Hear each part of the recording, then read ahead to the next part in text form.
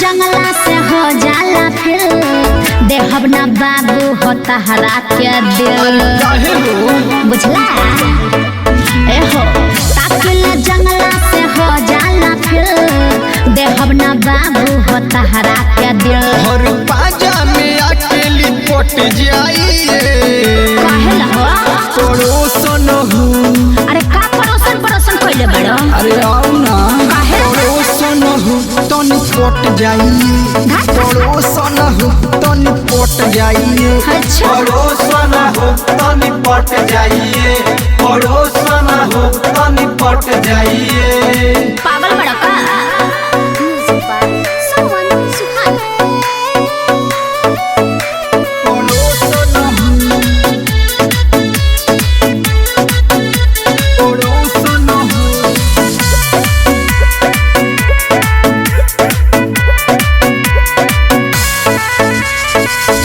लागेल भैया ना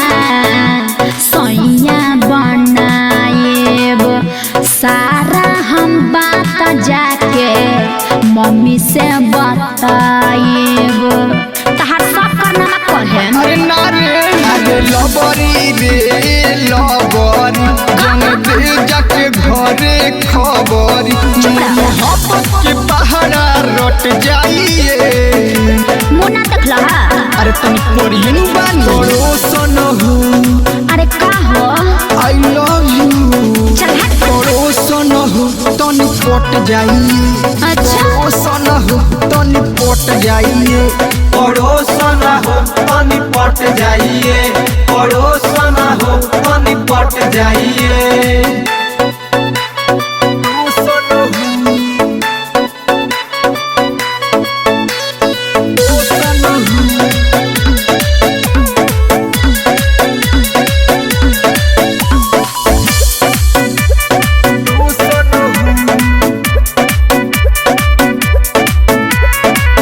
जान जाई भाई मोर कदी कोटाई घर परिवार के तहरा इज्जत लौटाई तनी अवश्य सुधर जा